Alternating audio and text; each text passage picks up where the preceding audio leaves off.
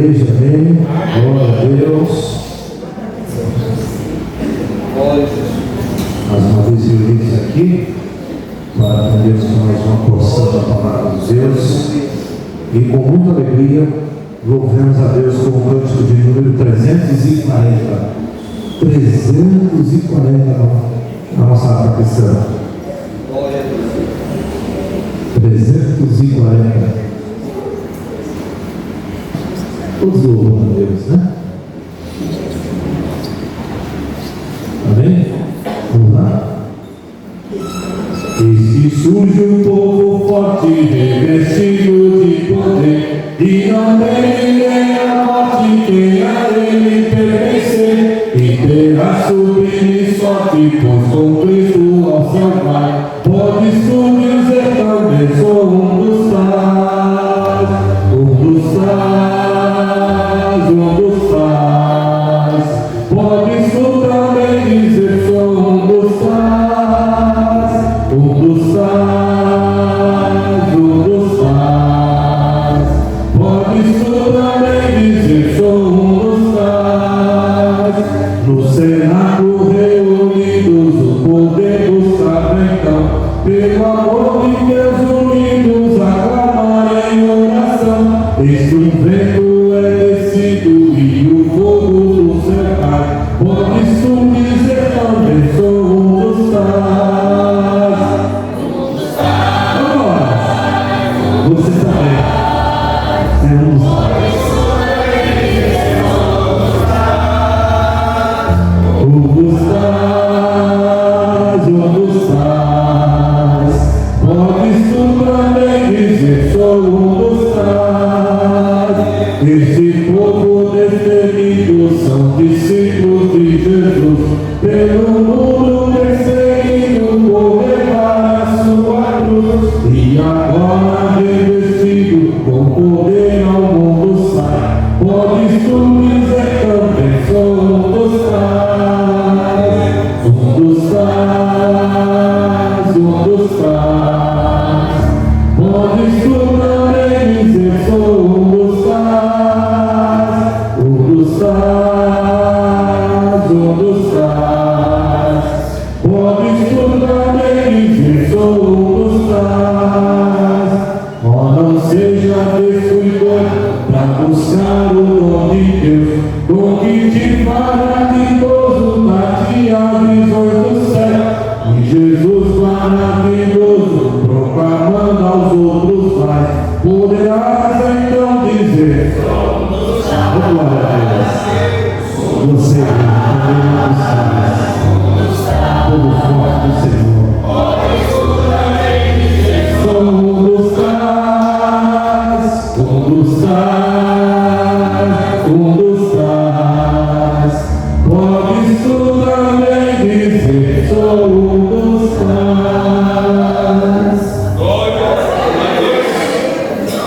Glória a Jesus. Paz do Senhor, meus irmãos. Amém. Cadê um dos tais? Eu sou um. Glórias ao Senhor nosso Deus. Queridos, vamos nos colocar de pé sobre os nossos pés. Vamos fazer uso da palavra de Deus.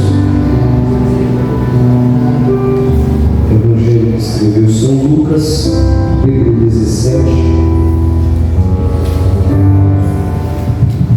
Capítulo 17, o Evangelho que escreveu São Lucas.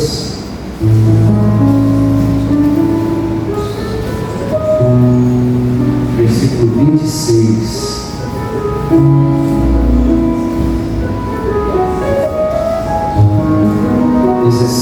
Capítulo 17, versículo 26. Do 26 ao 30.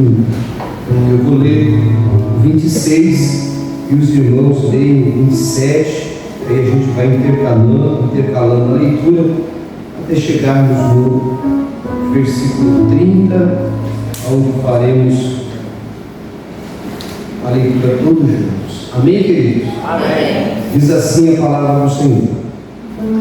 E como aconteceu nos dias de Noé, assim será também nos dias do Filho do Homem.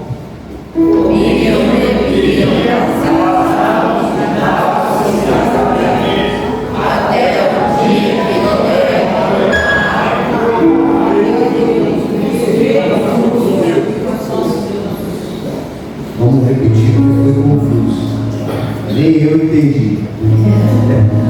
Vamos repetir. 1, 3, 27, tá bom? 1, 2, 3. Comiam, bebiam, casavam, ficavam-se em casamento, até o dia que Noé entrou na arca e veio de novo consumiu a todos. Como também, da mesma maneira, aconteceu nos dias de Ló. Comiam, bebiam, compravam, vendiam, plantavam e edificavam. Mas no dia que nós saímos de Sodoma, choveu do céu fogo e enxofre, consumindo a todos. No 3 a gente lê o versículo 30. No 3. 1, 2, 3. Assim será no dia que o Filho do Homem se há de manifestar. Glória a Deus. Amém, queridos? Glória a Deus. Nós vamos fazer uma oração, agradecer ao Senhor pelo privilégio de estarmos na sua presença nessa noite. Quem mais precisa de oração? Oremos ao Senhor. Pai, em nome de Jesus, te agradecemos mais uma vez por mais um dia de vida. Obrigado, Senhor, pelos livramentos que o Senhor nos deu. Alguns os nossos olhos conseguiram ver, outros foram no mundo espiritual.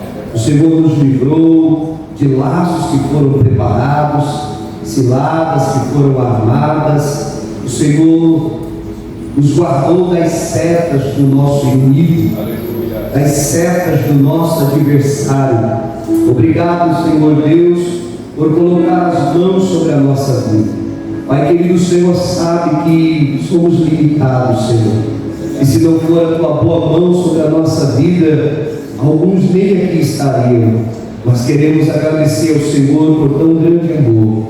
Obrigado pelo privilégio de sentarmos juntos para meditarmos na tua palavra.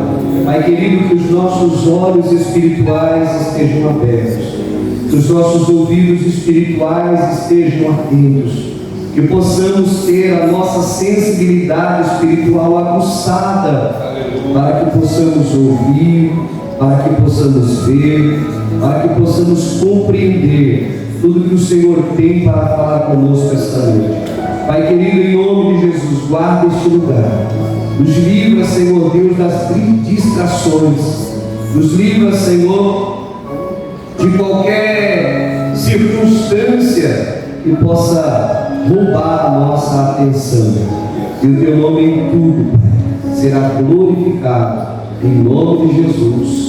Amém. Quem pode dizer amém? Amém. Glória a Deus. Podemos assentar. Quero fazer um pedido aos do fundão. Tem a galera que gosta de sentar no fundão, né? Eu quero pedir para que os irmãos, se quiserem e se sentirem bem, venham um pouco mais para frente. Se não, permaneça onde você está, fique à vontade. Você está na casa de Deus, está na casa do Pai, e na casa de Deus a gente tem liberdade. Então não se sinta constrangido a nada, tá bom? É apenas um pedido. Meus irmãos, como hoje pega aqui, Luizinho, por favor. Obrigado. Como hoje é sexta-feira, dia 22, e ainda faltam mais uma semana para a gente encerrar o mês, eu senti de Deus no meu coração que nós iniciarmos. Muito obrigado, abençoe. Onde faltava por lá, e nós iniciarmos uma série de mensagens que tem por título A Urgência. Essa série de mensagens, ela primeiro vai nos levar a meditar primeiramente nas 7 cartas às 7 igrejas da Ásia. talvez você já tenha meditado, escutado. Eu sei que o pastor Cláudio já passou por esse caminho também.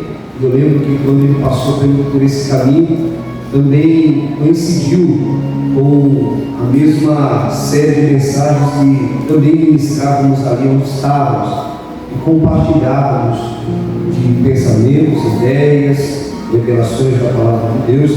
Mas é sempre bom a gente, como dizia meu pai, meu saudoso pai, rememorar. Eu nem sabia que essa palavra existia, mas eu ouvi o testemunho do meu pai e ele falando essa palavra, achei ela muito bonita. E é bom a gente trazer algumas coisas de volta à nossa memória. E a palavra de Deus, ela é nova a cada manhã. Tem pessoas que têm algumas frases na mente, e eu quero desconstruir algumas aqui com muito carinho, com muito respeito. Tem muita gente que diz assim: a palavra do Senhor é nova a cada manhã. Isso não é bíblico. A palavra do Senhor, ela é nova a cada manhã, ela não se renova. O que se renova são as misericórdias do Senhor. Outra palavra, outra frase que a gente costuma confundir muitas coisas é dizer que na presença do Senhor até a tristeza faz o quê? Isso também não é verdade, também não está na Bíblia. Então, cuidado quando você repetir algumas frases que parecem belas, mas não fazem parte daquilo que está escrito na Bíblia. Na presença do Senhor, pode até ser que a tristeza salte de alegria, mas isso não é bíblico. Quando você for ler o texto de Jó, está dizendo que na presença dele, até a tristeza salta de alegria. Ela está falando sobre um grande animal. Amém? É um grande animal. Eu não me recordo se é o tal do Biemonte ou se é aquele outro Leviatã. Eu não sei qual dos dois, mas é sobre um dos dois. O texto bíblico está enaltecendo o poder que tem este ser criado, este animal criado por Deus. E então o texto bíblico vai dizer que ele é tão poderoso, tão terrível, que na presença dele até a tristeza salta de alegria. É desse animal, não tem nada a ver com Deus. E é bom a gente poder ter esses diálogos dessa forma, assim, bem livres, bem carinhosos, porque a gente vai colocando algumas coisas no seu devido lugar. Voltando para aquilo que nós estávamos falando sobre essa série de mensagens intitulada A Urgência, para que a gente tenha uma base. Eu gosto sempre de dar base, introdução, comentar um pouco, formular algumas ideias antes da gente entrar propriamente dito em temas que são muito difíceis de se explicar. E como a gente vai falar de Apocalipse, vamos falar um pouco de escatologia, é sempre complexo demais, porque a gente só pode ir até onde o Espírito Santo de Deus permite que a gente vá. Alguns ousadamente tentam ir um pouco mais além, mas aí criam fábulas, encantos, ideias mirabolantes que não se encontram nenhum tipo de base bíblica. E para que a gente tenha uma vida espiritual saudável, amados, nós precisamos ter uma base bíblica sólida. Nós precisamos ter argumentos firmados pela palavra de Deus. Então, havia uma igreja que Paulo vai chegar naquele lugar, naquela sinagoga, uma cidade, e quando Paulo começa a expor as Escrituras, diferente de uma cidade anterior, que foram violentos, que foram já arrogantes com o apóstolo Paulo e o expulsaram da sinagoga, os dessa sinagoga, dessa cidade, se não me falha a memória, em Bereia, eles ouviam o que Paulo dizia, consultavam nas escrituras que tinham. E quando a gente fala que eles consultavam nas escrituras que tinham, amados, quem trouxe a Bíblia aí? Seja digital ou física, faz assim. Isso aqui é um privilégio nosso, amém, queridos? Deu glória a Deus aí. Glória a Deus. Porque a Bíblia Sagrada é um privilégio nosso. Os crentes da igreja primitiva, no início do desenvolvimento da igreja primitiva, não tinham a Bíblia como nós temos hoje.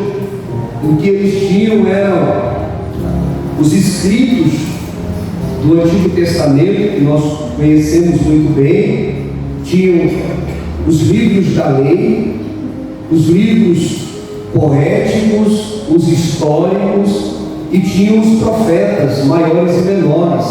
Era o que eles tinham para consultar.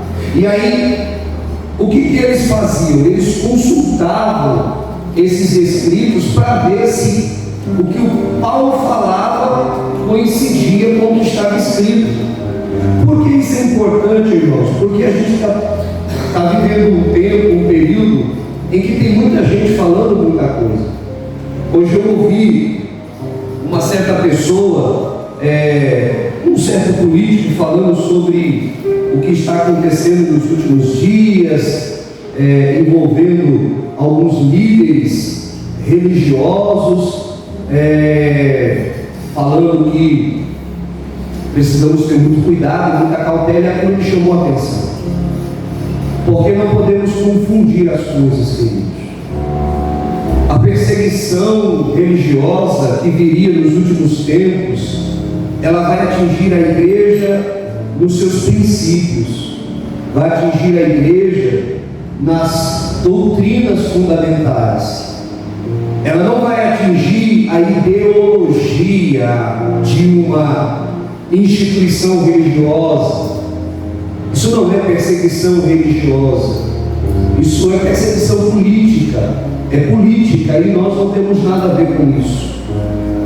Então, não deixe a sua mente ser levada por, essa palavra também está na moda ultimamente, né? Por narrativas que a gente escuta ou vê nos noticiários, e transformar aquilo como algo que seja também perseguição, porque nós não vivemos nenhum tipo de perseguição, graças ao nosso bom Deus.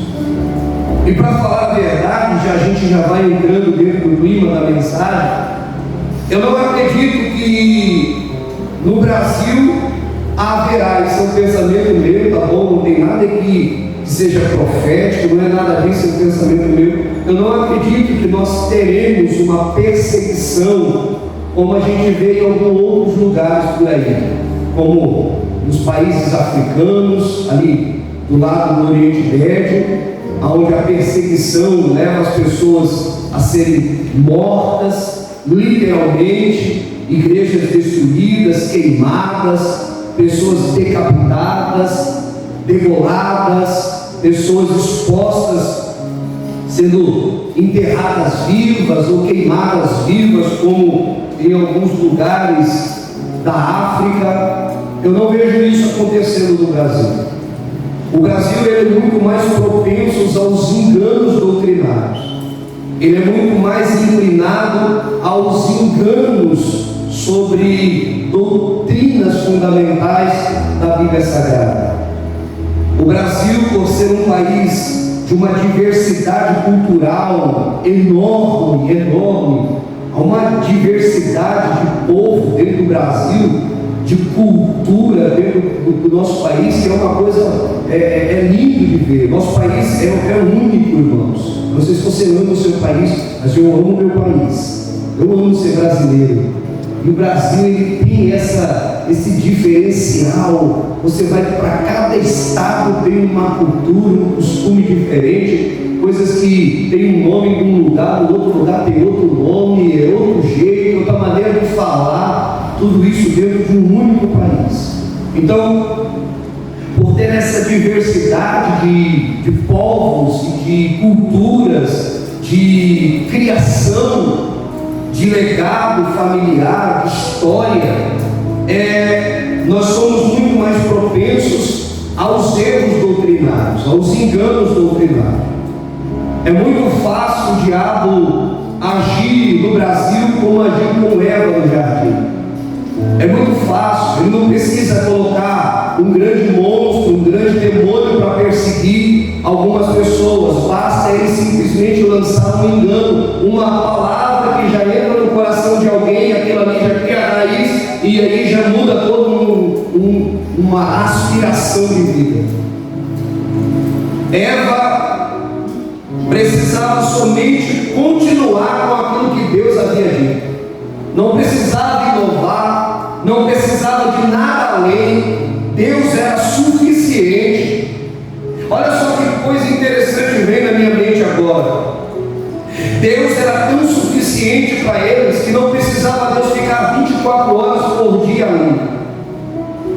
O texto bíblico vai dizer, e nós entendemos de uma maneira muito clara, que Deus vinha na viração do dia, no final do dia ali, no finalzinho da tarde, para a viração ali do dia, Deus aparecia, conversava com o homem, e esse conversar com o homem é uma coisa minha, uma conjectura minha, uma imaginação da minha mente, de que Deus olhava e dizia assim: ei Adão, Eva, como que foi o dia hoje?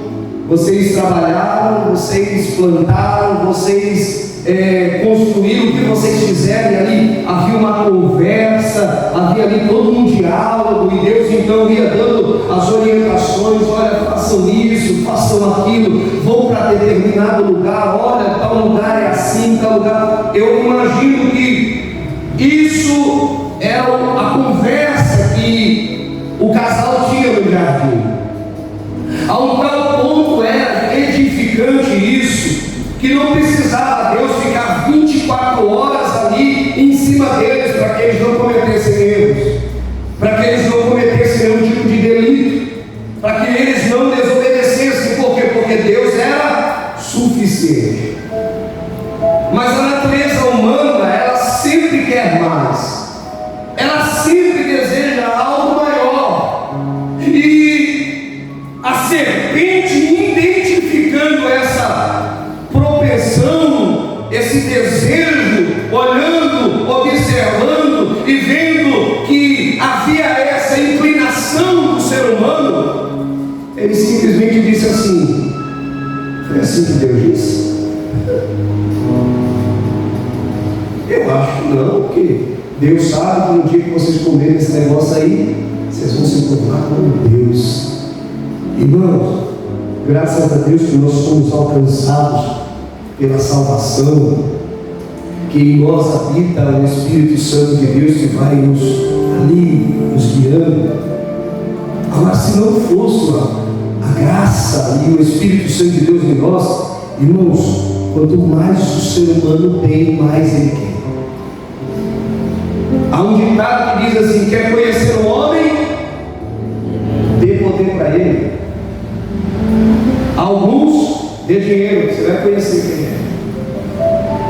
Isso tudo por quê? Porque a inclinação do ser humano é essa. A queda do homem no jardim distorceu tudo aquilo que havia de qualidade no ser humano, fez com que o homem fosse completamente corrompido dentro de todos os objetivos que Deus o havia dado. Deus havia dito para o homem crescer e multiplicar, e Deus criou o homem para ser esse multiplicador. Tanto o homem quanto a mulher são reprodutores. A queda distorceu essa multiplicação. A queda distorceu o relacionamento íntimo entre o homem e a mulher.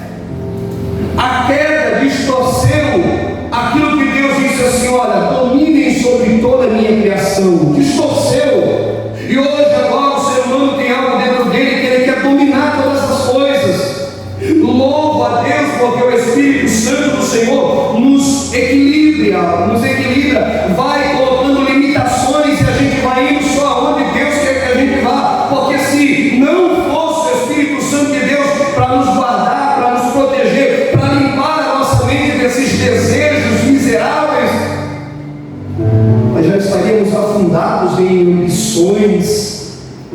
desejos de poder, de riqueza, aonde estaríamos até participando daquilo que muitos participam, corruptos, assassinos, matando para poder ter, roubando. Isso são o quê? São distorções da natureza humana, são distorções de caráter. A serpente identificou essa inclinação no ser humano ao ponto de somente lançar palavras, e é aqui aonde mora o maior perigo para nós, dentro do nosso contexto social, político, econômico, dentro de tudo aquilo que é cultural para nós. A serpente sabe que apenas distorcer palavras basta para desviar pessoas e fazê-las escravas para o resto da vida, irmãos. A gente vê vários disso. Há algum tempo atrás estava ouvindo falar sobre um adolescente que está pregando, gerando uma polêmica terrível no país inteiro. E quando eu parei para ouvir aquele moço, eu fiquei escandalizado com aquilo que eu ouvi. E mais escandalizado ainda é ver quem ainda parava para debater uma situação daquela. Eu falei, meu Deus, que maturidade espiritual tem esses homens que estão por aí pregando aquilo que deveriam pregar com temor. Irmãos, a palavra de Deus é para ser falada com temor. E aqui não tem a ver com o que você sabe, não tem a ver com como você sabe se expressar, se você se expressa bem ou não, se você é eloquente ou não, se você troca palavras ou não. Não tem a ver com isso. A pregação do Evangelho, ela é uma pregação que não é feita por homens, ela é feita pelo Espírito Santo de Deus. Nós não pregamos por nós mesmos, não é você que prega, quem prega é a graça de Deus na nossa vida, é o Espírito Santo de Deus, ao ponto de continuarmos sendo vasos de barro, nada além de vasos de barro, que é o menor sinal de uma rachadura, precisam voltar e descer até a casa do oleiro. Ao menor sinal de desgaste no vaso, é necessário o vaso entender que ele precisa de um reparo, ele precisa descer a casa do oleiro. E descer a casa do oleiro quer dizer que a gente precisa ir à oração, comunhão com Deus, para que Deus possa ir reparando na nossa vida as distorções ou possíveis distorções dentro do nosso entendimento, pensamento. Porque quando se prega algo que não é verdadeiro e cai dentro do coração, alimentamos ideias, alimentamos pensamentos, e o maior engano é aqui, amados. O maior engano está aqui na nossa mente. O maior engano não é aquilo que você pode ver ou ouvir. O maior engano é aquilo que você recebe de informação e você coloca dentro de um lugar chamado verdade para a sua vida. Porque aquilo ali é o que a gente vai seguir. Tem gente que acredita que uma imagem é a expressão máxima de um ser espiritual. Tem gente que acredita que andar com uma corrente, que em alguns lugares chama-se de patuá, isso nem precisa só ser uma corrente. Eu conhecia um rapaz muito querido do bairro onde a gente morava, e ele tinha algo na carteira dele e chamava aquilo de patuá. A mãe dele, uma espírita muito antiga,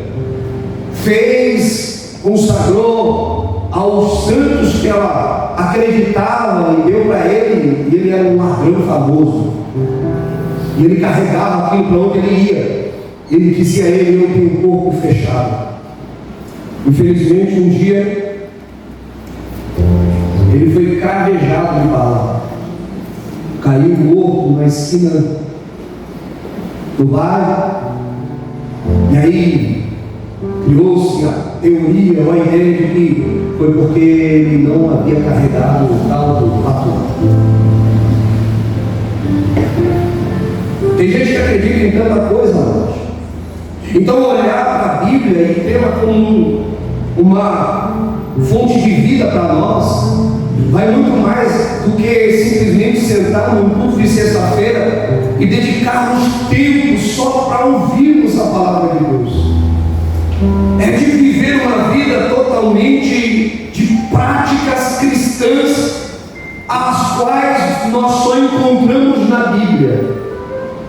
Então, dentro desse tempo que nós estamos vivendo, de um caos social, político, é preciso a gente nos voltar para aquilo que verdadeiramente importa para nós, aquilo que verdadeiramente é o que precisamos, que a Bíblia é o que precisamos. Você pode repetir isso comigo? A Bíblia é o que eu preciso. A Bíblia é tudo o que eu preciso. Nossos filhos vão para a faculdade, nossos filhos estudam, e nós precisamos entender que nossos filhos precisam chegar nesses lugares muito bem ensinados, alicerçados numa verdade, para que eles não sejam envolvidos, para que eles não sejam enganados. Então é necessário a gente criar um hábito de tentar colocar diante dos nossos filhos a verdade bíblica. Há uma urgência, queridos. Eu não sei se você consegue sentir essa urgência, mas há uma urgência no mundo espiritual.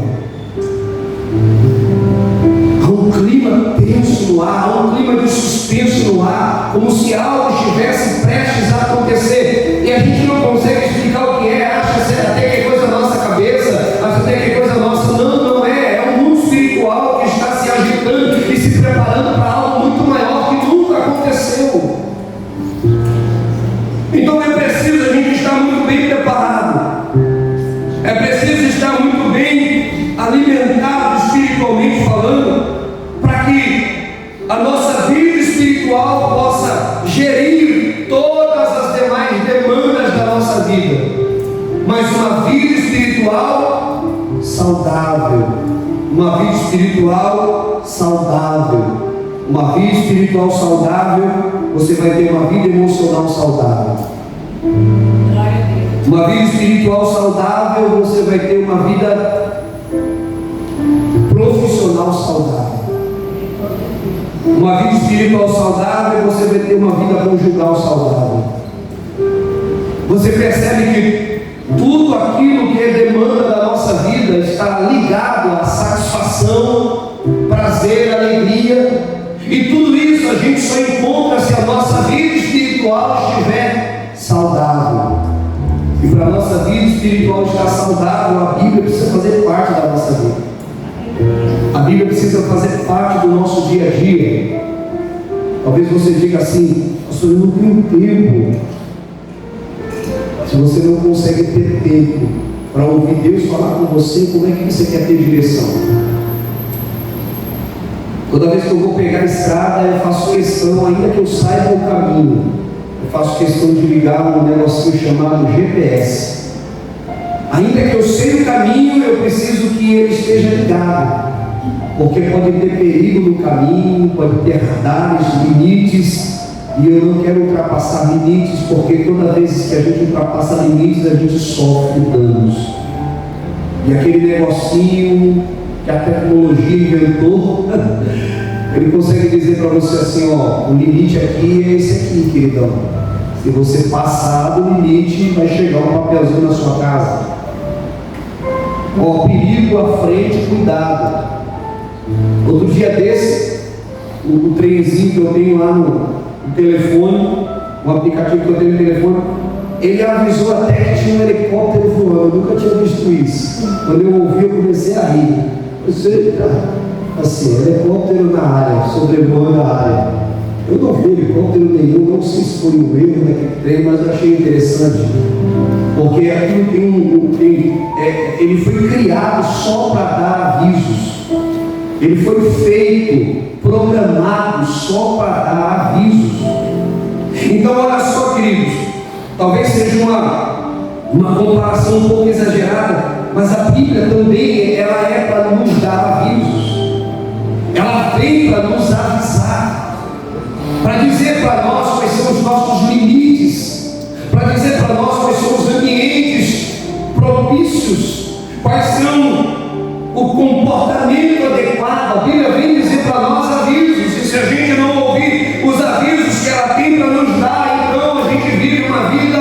de qualquer maneira, de qualquer jeito. Falamos aquilo que vem à cabeça, à mente, sem se preocupar com nada. E eu nem estou falando sobre palavrão, nada, eu estou falando sobre machucar pessoas com palavras.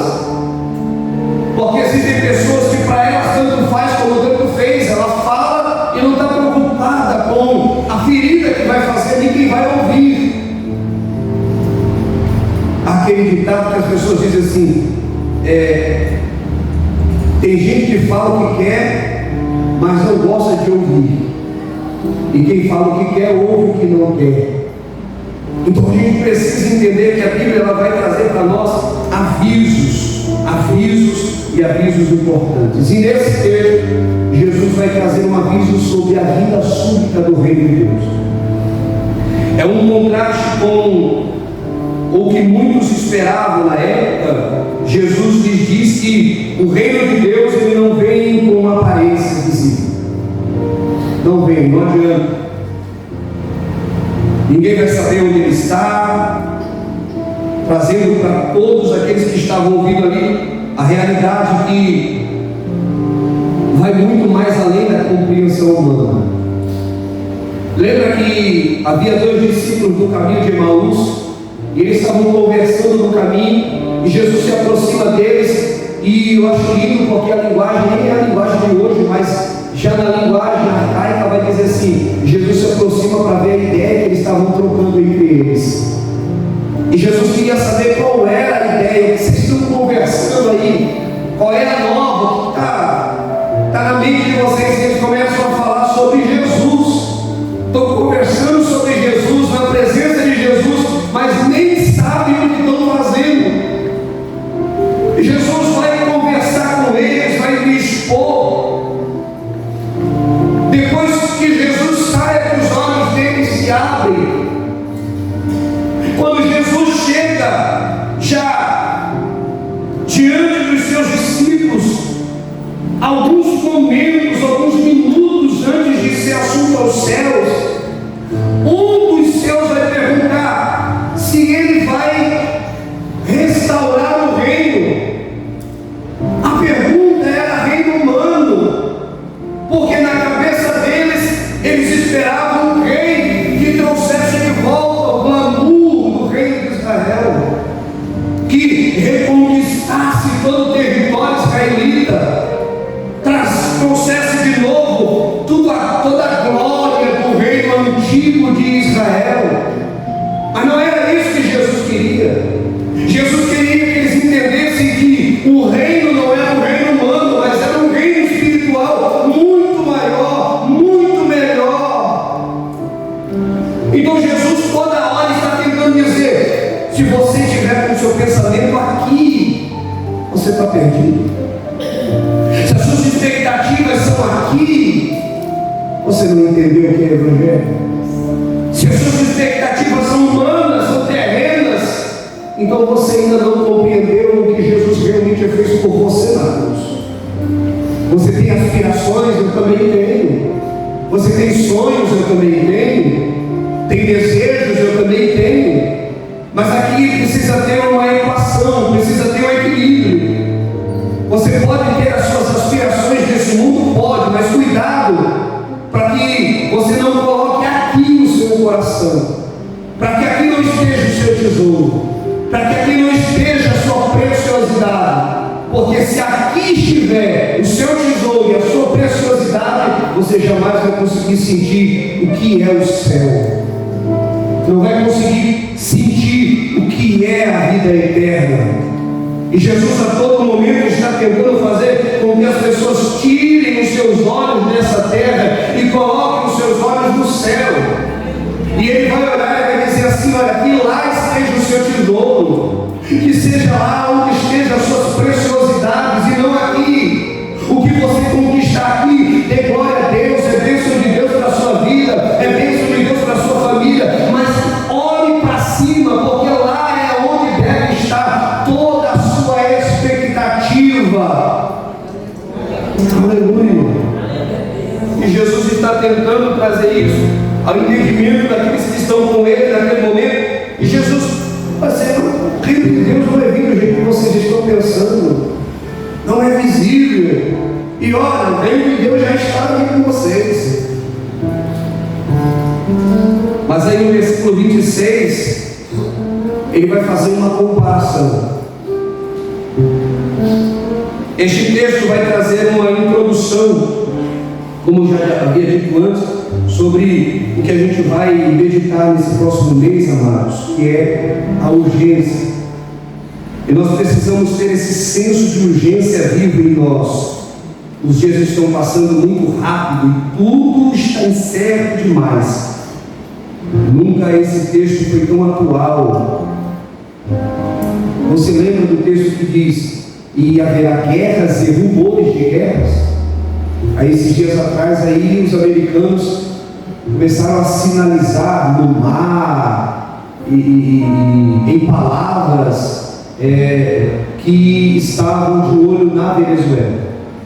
Fez até o presidente venezuelano se mobilizar, deixar todo o seu exército, milícias, todo mundo preparado para uma possível intervenção militar dos americanos. Isso são rumores de guerra. Guerra na Ucrânia, guerra em Israel, guerra no Irã, guerra no Rio de Janeiro, guerra em todo quanto é lugar, de todos os tipos e maneiras imagináveis, possíveis. Então esse texto é uma realidade para nós. E se nós estamos vivendo esse tempo de guerras e rumores de guerra, terremotos em vários lugares, então é preciso levar esse tempo a sério, pois do contrário, irmãos, nós vamos perder tempo. Só dessa vez eu vou procurar, só dessa vez, diga para quem está do seu lado: não perca tempo. Diga de maneira mais enfática: não perca tempo.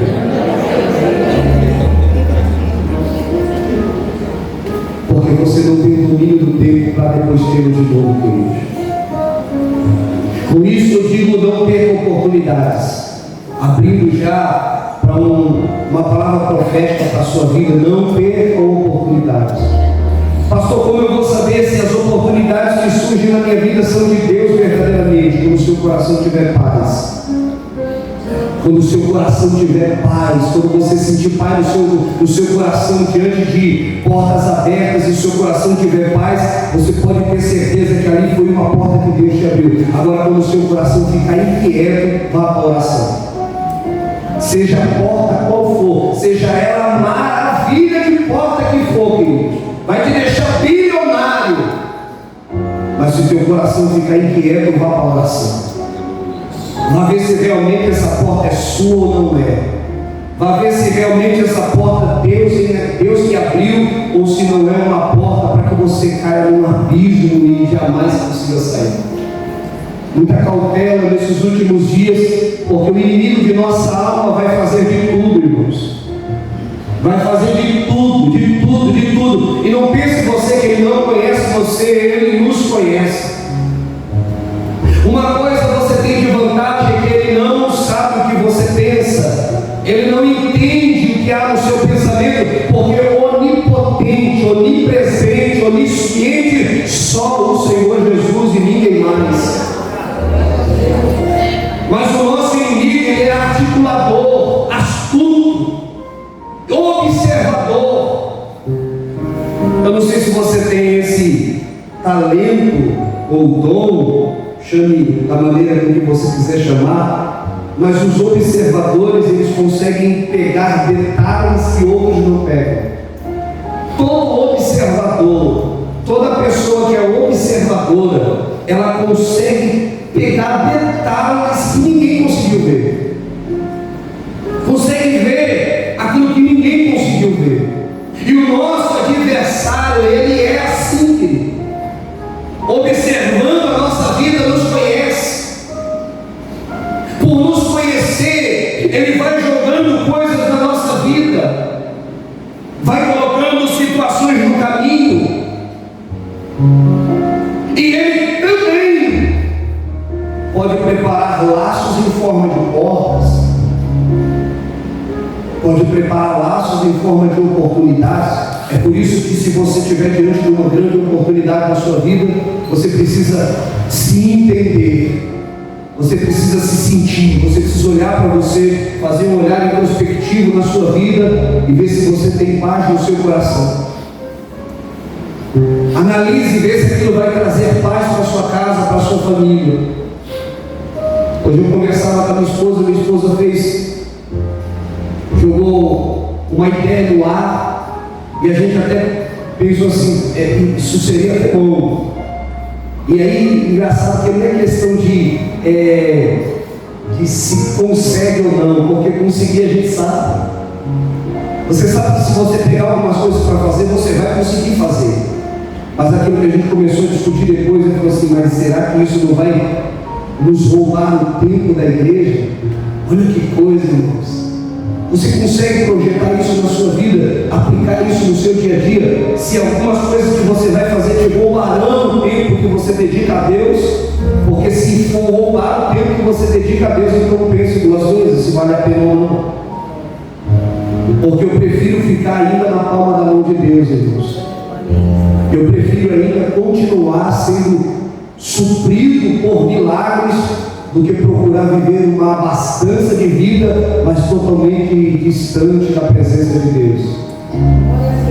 O pouco que você possa ter, mas que seja na presença de Deus, se torne em fartura.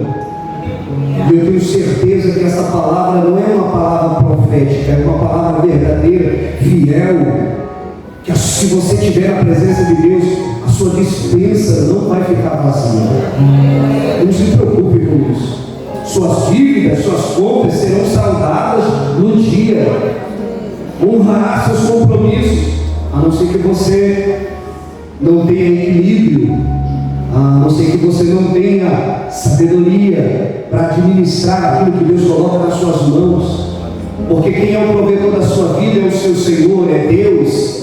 E se Deus prover na sua vida, é porque Ele olhou para você e disse assim: hoje essa é a sua porção.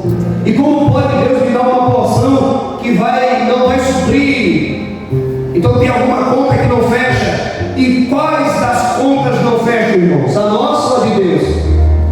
As contas de Deus sempre são exatas, corretas, certas, sem nenhum tipo de engano. Já as nossas, então precisamos ter esse controle, fazer essa avaliação na nossa vida. Cuidado quando você for tomar decisões. Esse tempo requer muito cuidado, muita atenção, porque o nosso adversário vai fazer de tudo para roubar esse tempo de você. Queridos, você acha que ele está satisfeito com o número que nós estamos começando a ter nas sextas-feiras? Não. Por mais que eu goste de louvor, irmãos, aqui a gente não dedica tempo para ficar cantando, pulando, levantando mão, chorando, abraçando, não. Aqui a gente dedica tempo para a palavra. E quanto mais você dedica tempo para a palavra, mais alimentado você fica, mais saudável você fica, mais crente a gente fica. Quanto mais perto de Deus você fica, mais distante do mundo você vai ficar também. Quanto mais distante do mundo você fica, mais percepção espiritual você tem. Você consegue ver aquilo que ninguém vê, consegue ouvir o que ninguém escuta, consegue sentir o que ninguém sente. Começa a tomar decisões acertadas, começa a ir em caminhos corretos, começa a se desenvolver como pessoa, começa a atrair pessoas para perto de você. E quanto mais você atrai pessoas para perto de você, mais você atrai pessoas para dentro da igreja.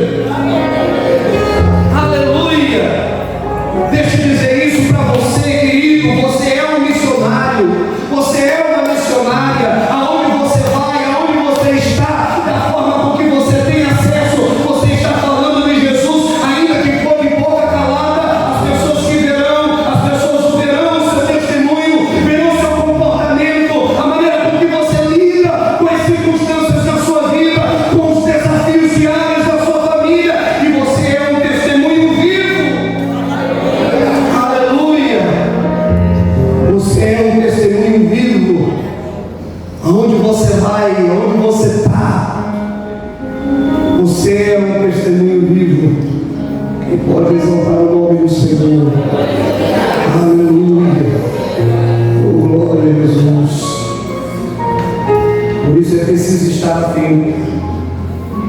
Jesus vai falar aqui, como nos dias de Noé e nos dias de Ló.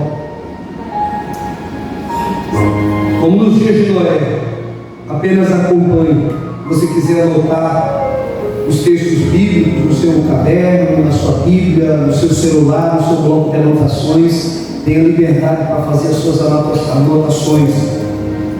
Como nos dias de Noé, vamos entender um pouquinho sobre isso em Gênesis 6. Gênesis 6, versículo 9, eis a história de Noé. Noé gerou 3 filhos, Sem, Cã e Jafé. A terra se perverteu diante de Deus e encheu-se de violência.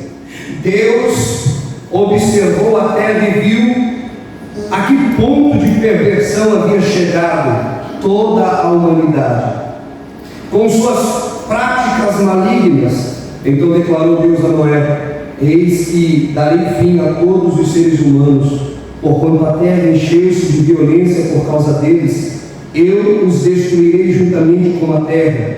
Faz uma arca de madeira resinosa, tu a farás de caniços e a calafetarás com betume, por dentro e por fora. Da minha parte mandarei o dilúvio, muitas e muitas águas sobre a terra, a fim de que exterminem de debaixo do céu toda a carne que tiver fôlego de vida.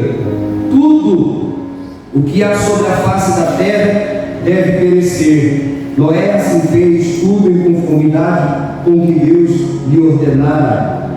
Ele concluiu a obra. Nos dias de Noé, o próprio Deus, irmãos, declarou. Gênesis é atribuído a Moisés. Gênesis é atribuído a Moisés. Moisés, a gente acredita que tenha sido o autor do livro de Gênesis. E quando a gente procura um dia, a gente olha e vê que provavelmente foi durante aqueles 40 dias e 40 noites que Moisés passou com Deus no monte. E quando Deus foi narrar a história do princípio da criação, Deus disse a Moisés: Moisés, estava tudo no caos, Moisés. Escreve aí o que eu vou te contar. Estava tudo perdido, há uma perversão generalizada. Então Deus declara a Moisés que tudo estava corrompido e simplesmente não foi o pai contando para o filho uma história, foi Deus contando para Moisés o que havia acontecido. Foi Deus dando um relato para Moisés do que estava acontecendo. Olha só, Hebreus capítulo 11, versículo 7. Hebreus capítulo 11, versículo 7. Olha o que o escritor aos Hebreus vai falar de Noé. Pela fé, Noé, divinamente avisado das coisas que ainda não se viam, temeu. O que ele fez? Ele ouviu Deus falar para ele o que ia acontecer. Ele estava olhando, não enxergava nada, mas no coração ele temeu. No coração dele ele entendeu que aquilo que Deus estava falando era uma verdade. Agora, é esse sentimento que esse homem tem, que o escritor aos Hebreus dá testemunho, que eu quero tentar colocar dentro dessa discussão, dessa explanação da palavra de Deus para a nossa vida, de que é necessário ouvirmos isso e gerar temor dentro do nosso coração. Quando nós ouvimos a Bíblia dar testemunho dizendo que a qualquer momento Jesus voltaria, deve haver temor no nosso coração. Quando a gente entende pela teologia pentecostal de que o arrebatamento da igreja é iminente e a qualquer momento ele vai acontecer, o temor deve aumentar mais ainda. Por quê, queridos? Porque temos exemplos verdadeiros. Temeu e para a salvação da sua família preparou a arca, pela qual condenou o mundo, foi feito herdeiro da justiça, que é segundo a fé. Não podemos negligenciar esta verdade, queridos. Somos responsáveis somos responsáveis, somos missionários, somos portadores de uma boa nova, de uma boa notícia. Olha o que Deus fez na sua vida, olha a mudança, olha a transformação que Deus fez na sua vida. E talvez você possa até dizer para mim, pastor, mas a minha vida não está bem, a minha vida está um caos, a minha vida, eu estou vivendo desgastes emocionais, eu estou vivendo perdas inimagináveis na minha vida. Querido, você ainda assim tem salvação. A salvação ainda assim é uma verdade para você, é uma realidade para você. Embora você possa estar vivendo um mau tempo, um mau momento, ou como dizem, uma estação um pouco mais dolorosa, um pouco mais difícil de se viver, toda estação tem um tempo para começar e tem um tempo para terminar. A Bíblia vai dizer que não existe mal que dure para sempre. Tudo tem um começo e tudo tem um fim, amado. Então esse momento que talvez você esteja vivendo, ele começou, mas vai chegar um tempo que ele vai terminar. Por quê? Porque você tem um Deus que é um Deus que tudo pode. Você não pode se esquecer disso. Não pode temer a morte, não pode temer, ainda que tenha recebido um diagnóstico assustador. Não, continue crendo que o seu Deus ainda é o Deus que é o médico dos médicos, que ele pode fazer. E que mesmo que ele não faça, ele vai continuar sendo quem ele é. Aleluia, aleluia. Vença, siga adiante, alimente-se pela palavra de Deus. Havia uma perversão generalizada nos dias de Noé. Os homens viviam dentro da segunda dispensação, a primeira dispensação da inocência. Agora viviam na segunda dispensação da consciência. Estavam entregue agora à sua consciência. Agora o homem é consciente de seus erros. Agora então ele precisa fazer escolhas na sua vida. Tem gente que não consegue entender a doutrina da graça. Alguns atribuem como a graça que sendo irresistível. Ninguém pode resistir à graça, uma vez alcançado pela graça, alcançado para sempre. Ninguém pode. Não. Podemos resistir sim. Podemos estar aqui louvando, pregando o Senhor, mas ao sair daqui a gente pode cometer um assassinato, pode cometer um adultério, pode perder a cabeça e sair fora e viver uma vida miserável. Quantas pessoas eu conheço que infelizmente tomaram um caminho como esse? Alguém vai dizer assim, entre essas pessoas nunca foram eleitas, nunca foram alcançadas pela graça. Mentira, porque todos foram alcançados pela oportunidade de se reconciliar com Deus. Porque Jesus não morreu por um grupo específico de pessoas, queridos.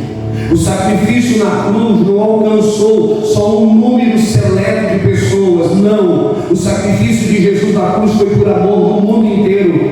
E o amor do mundo estava ali cravado na cruz. Deus havia amado o mundo. Então Deus amou todo mundo. E ele estava ali cravado na cruz para que todos tivessem a oportunidade de salvação. Para que o traficante tivesse a oportunidade de se encontrar com Cristo. Para que a prostituta tivesse a oportunidade de se encontrar com Cristo. Quantos exemplos a gente não tem, queridos? Aquela mulher pega em pleno ato adulterando, colocada diante de Jesus, e Jesus não estava nem aí, Alguém de tanto insistir, temos que condenar, porque a lei diz para condenar. Isso não é verdade, a lei diz para condenar, então vamos condenar ela. Pega as pedras na mão aí, quem não tiver pecado pode tacar a primeira. Aquela palavra doeu tanto no coração daqueles homens que começaram a se retirar, desde o menor ao maior, do mais novo ao mais velho, todo mundo se retirou ao pouco e ficar só a mulher e Jesus. E Jesus olha para ela assim: cadê os teus acusadores? Ninguém te condenou? Creio eu que ela deve ter olhado para os lados assim, assustada. Eu não sei o que está acontecendo. Jesus falou assim: se ninguém te condenou, quem sou eu? Eu não vou te condenar também. Você consegue entender isso? Você consegue entender isso é graça. Graça revelada em Cristo Jesus, graça revelada naquela cruz, graça revelada pelo sangue vertido no Calvário, graça revelada pela entrega de um sacrifício verdadeiro. Aleluia, aleluia. Como é bom, irmãos, como é bom. E não havia um justo sequer, irmãos, mas em meio a tanta confusão e perversão, Deus acha graça em Noé. Agora começa algo interessante. Adão vai ter um filho, e isso você vai encontrar em Gênesis capítulo 4, versículo 25. Gênesis capítulo 4, versículo 25, eu vou ler para você. E tornou Adão a conhecer a sua mulher, e ela deu à luz um filho e chamou o seu nome Sete. Porque disse ela: Deus me deu outro filho em lugar de Abel, porque Caim o matou. E a Sete também nasceu um filho e chamou o seu nome Enos. Então se começou a invocar o nome do Senhor. Começou-se a invocar o nome do Senhor. Eu preciso ler também essa outra sequência para que você possa fazer então a junção de tudo aquilo que a Bíblia vai nos ensinar sobre esse momento, essa mistura.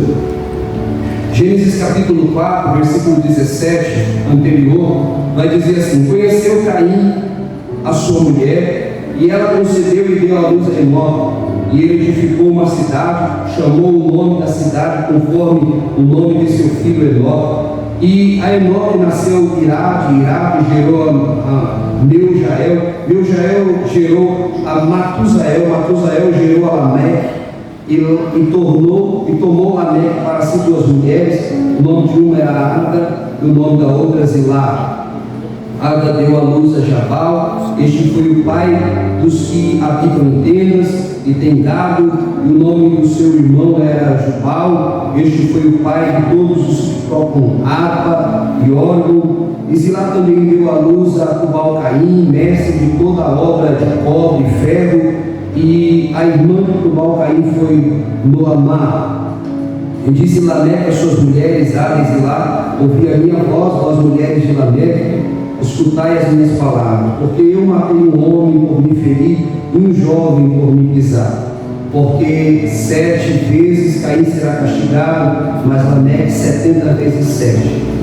Queridos, se você prestar atenção no tom de voz de Lameque, você vai sentir uma altivez. Você vai sentir uma prepotência muito grande, já muito antes da gente achar que isso era de conviver com pessoas. Não, esse homem herda uma altivez, ele começa a ser perverso, autoritário. O que foi que aconteceu aqui? A Bíblia vai dizer que a geração de Sete e a geração de Caim se misturou. Quando você vê a Bíblia dizendo que foram os filhos de Deus e se misturaram com as filhas dos homens, esses filhos de Deus não são anjos, como alguns entendem, interpretam como sendo os filhos de Deus anjos e as filhas dos homens mulheres, e então houve aí o nascimento dos tais semideuses que a cultura grega difundiu durante muitos anos. Não tem nada a ver. Quando fala os filhos de Deus, era a geração de Sete, era aqueles que voltaram a buscar ao Senhor, era aqueles que voltaram a invocar o nome do Senhor porque havia sido interrompido, dando a entender que Abel era esse. Abel fazia a função. Abel fazia a função de um homem que se aproximava de Deus. Isso gerou inveja em seu irmão Caim. Agora as duas gerações se encontram e agora estão pervertidas, corrompidas, ao ponto de Deus olhar e dizer assim: eu já não aguento mais essa geração do jeito que está, eu vou acabar com tudo.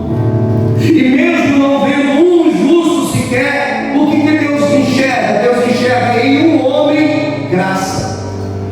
E Deus resolve derramar da sua graça sobre esse homem. Então ele é diferenciado, ele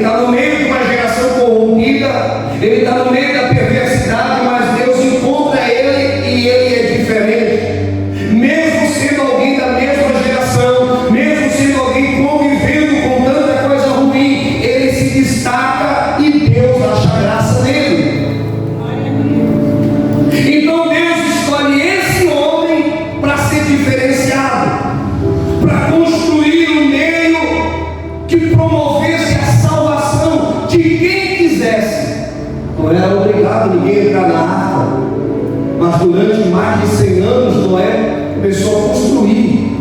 Imagine alguém construir um barco gigantesco numa terra que não chove. Para quê? Para quê? Você está construindo isso aí, você está doido? Mas Noé me chama a atenção, queridos, eu já vou encerrar. Noé me chama a atenção porque a Bíblia vai dizer que ele foi um pregoeiro da justiça. E ele construindo a arca, ele estava dizendo para todo mundo: olha, vai vir algo grande por aí, se eu fosse vocês, eu entrava para se esconder. Vai vir algo por aí, Deus vai mandar um juízo, e a única forma de vocês se salvarem desse juízo, a única maneira de vocês serem livres, é se vocês entrarem. Olha só que coisa interessante, irmãos. É a única forma de vocês se salvarem, é vocês entrando dentro da arca. Ah, mas ninguém sabe o que é esse negócio. Não vamos entrar coisa nenhuma. Você está louco, você está louco, você está louco, você está louco. Aí vai dizer o texto que até o dia que Noé entrou na arca, ele e seus filhos.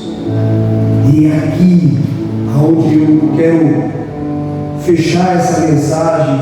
Tinha um pouco mais para falar, mas até aqui está bom. A gente continua na próxima sexta-feira para a gente encerrar essa introdução. Mas olha que coisa interessante, queridos. Eu queria que você ficasse de pé.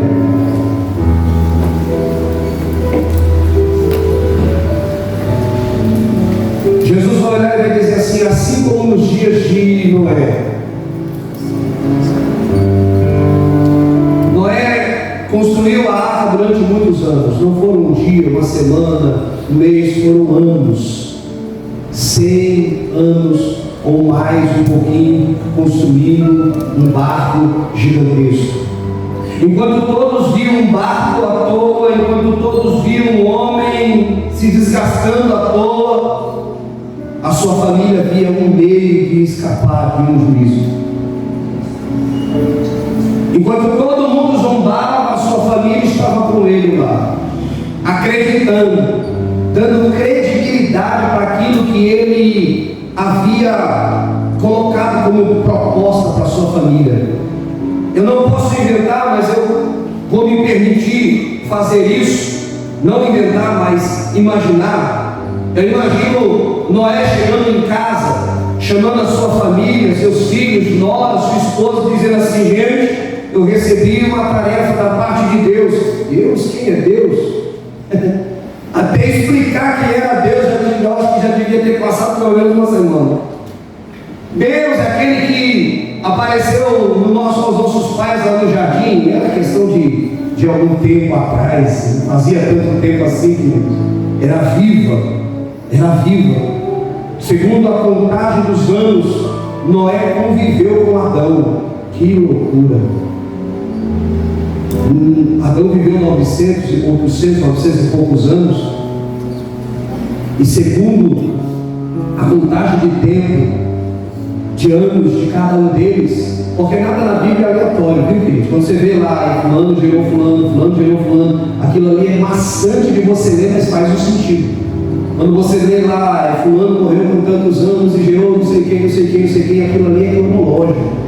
Aquilo ali é estudo, aquilo ali é ferramenta para você ir lá e fazer conta, para você saber quem morreu com quem conviveu com quem estava no tempo de quem. E segundo as contas, Noé conviveu. Se não conviveu, foi questão de dias, de alguns meses. Que coisa linda é como Deus consegue fazer isso. Outra conta interessante é que durante todo o tempo que Noé está construindo a arca, seu avô está vivo, Matusalém. Seu avô está vivo, ele está construindo a arca e seu avô está vivo. Alguns dias antes de se fechar a arca, Deus recolhe seu avô. Dias antes. Eu não vou lembrar a conta, que eu não vou nem falar, para que depois eu não fale o tempo errado, mas é dias antes.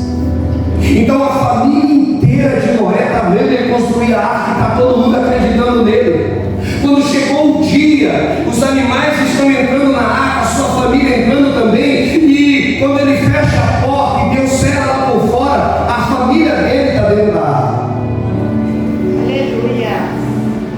E eu não sei onde está a sua família.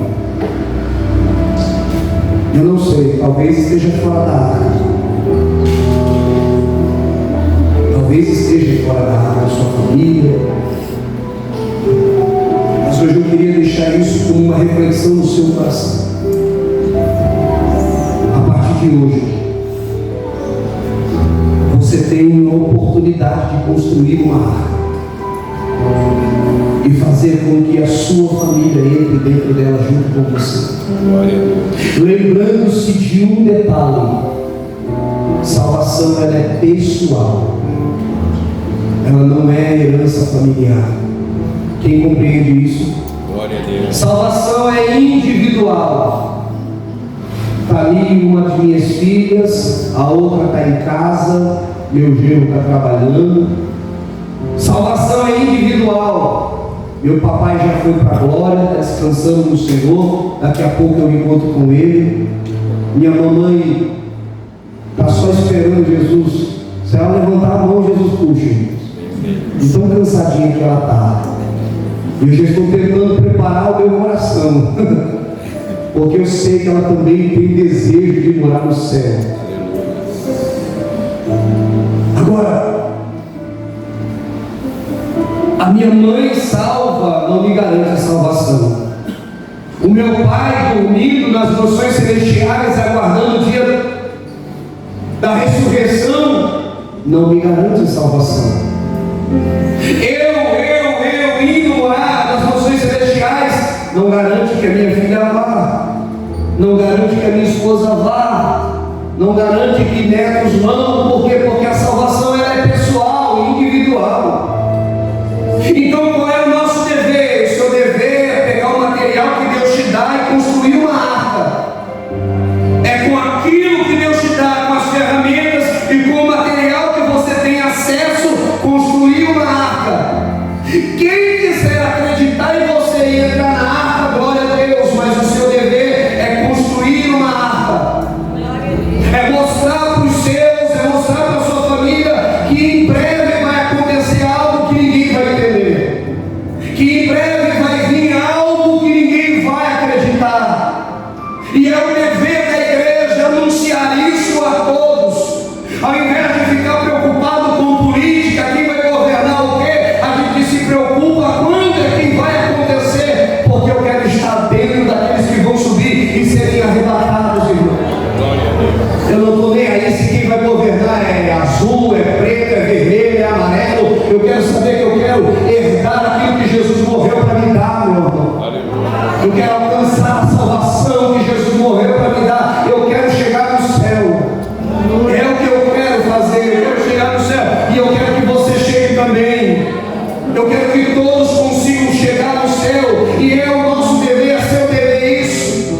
É seu dever sair daqui com esse sentimento de urgência no seu coração. É seu dever sair daqui meditando, pensando, não conseguindo dormir à noite. Por que eu fui àquele culto? Porque eu ouvi aquele homem falar aquilo? Porque eu assisti aquela pregação? Porque eu fui dar ouvido? Agora não sai da minha mente. Esse é o meu desejo, que você fique com isso na sua mente durante dias, anos, até a vinda de Jesus.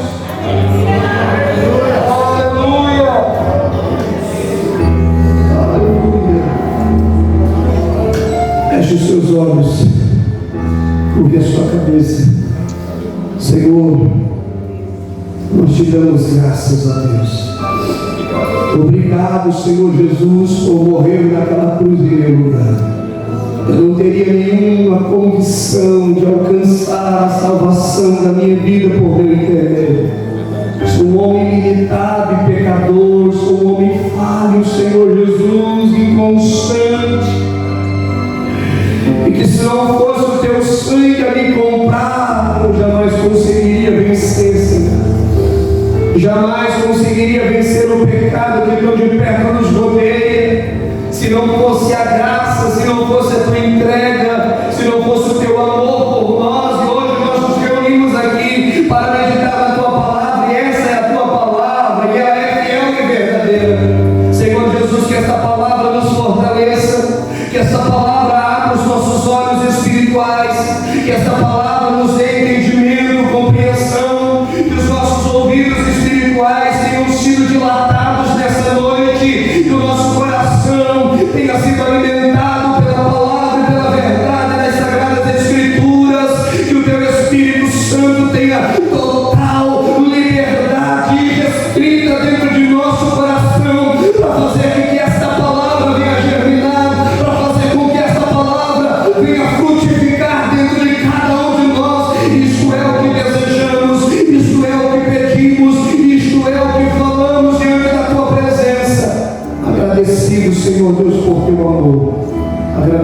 por nos trazer a este lugar esta noite.